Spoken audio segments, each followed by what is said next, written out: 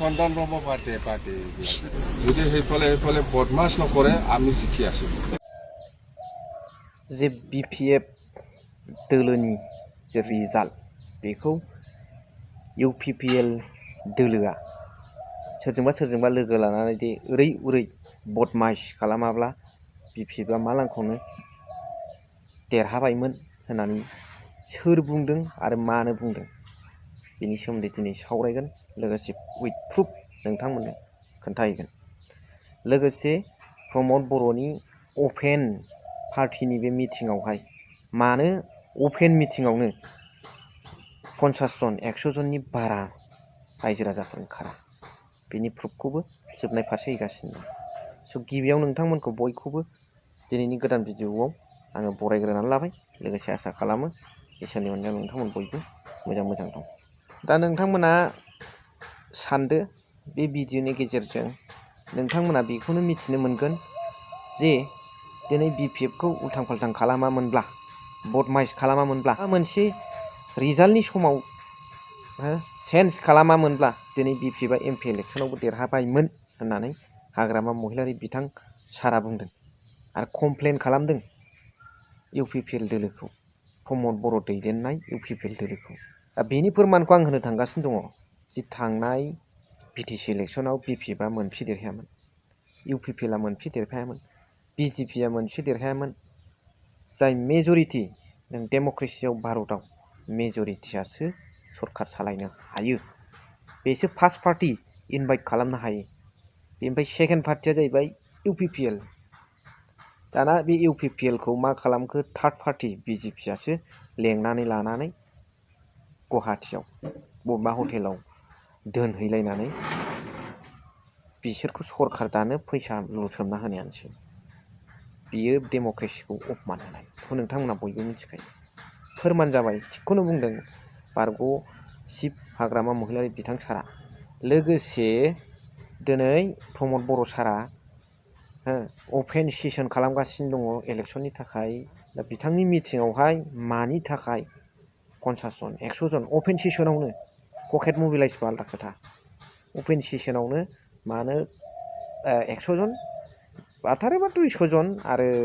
50 जन बेफोरबायदिल' जादों होननानै हाग्रामा महिलारि सारा बुंदों BPFनि मिटिंआव गसाइगावआव नोंथांमोना नुनो मोनबाय जायफोर नुबाय बियो बुजिबाय बेसेबां लोब अपेन बेयाव गसाइगाव जानायाव बेबो गासिबो नङा दा दिनै प्रमद बर'नि बिथां सारनि जे मिटिं बेवहाय रायजो राजाफ्रा बारा गोबांखौ ओंखारनाय लोब बे गसाइगावआव जेबादि BPFनि मिटिंआव ओंखारदों बेबादि लागाथार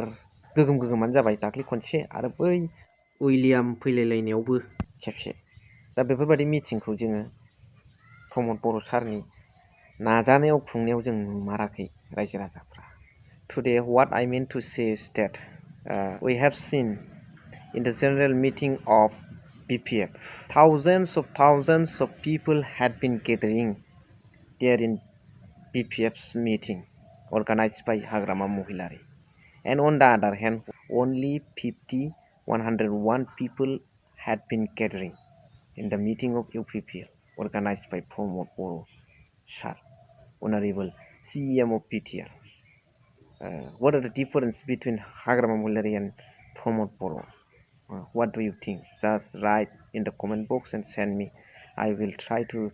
understand and criticize it. हरदोल' नोंथांमोना अब्ला साननानै लादो नोंथांमोना मानि थाखाय आरो हाग्रामा महिलारि बिथां सारा मा बुंदों बेखौबो नोंथांमोना नायनानै लाबानो जाबाय आरो जोबनायाव कमेन्ट हरदो যদি সেইফালে বদমাছ নকৰে আমি শিকি আছো 18 বছৰত হিচাপ নাই আমি কাম কৰাটো আপোনালোকে হিচাপ কৰি দেখাব নোৱাৰিব আমি বহুত কাম কৰিছোঁ কিন্তু প্ৰমোদ বড়োৱে এই 4.5 বছৰত একো কাম কৰা নাই খাৱাৰ বাদে একো নাই প্ৰমোদ বড়োৱে ক'ত মুকলি হ'ব তাৰ মুকলি হ'বাত কিমানজন মানুহ হৈছে দেখাই দিয়কচোন 100 জন 40 জন এনেকুৱাহে হয় এইটোকে মুকলি হ'বা কয় নেকি মুকলি হ'বা বা কিবা অপেন মিটিং বুলি ক'লেতো হাজাৰ মানুহ হ'ব লাগিব তাৰ এই 200 জন 100 জন 50 জন লৈ পেলাই মিটিং কৰাটো কিবা মুকলি হ'বা হয় নেকি এইটো মিনিংলেছ আপুনি আপুনি চাওক মই আজি ইয়াত আহিছে ইয়াত কিমান মানুহ জমা হৈছে আপোনালোকে দেখিছে চাওক এইটোৱে প্ৰমাণ আমি জিকিছে আপোনালোকে কি বাৰে বাৰে বুজি থাকে MP ইলেকশ্যনতো আমি জিকিছে অফিচিয়েলি আমি জিকা নাই আনঅফিচিয়েলি আমি জিকিছো চিধা কথা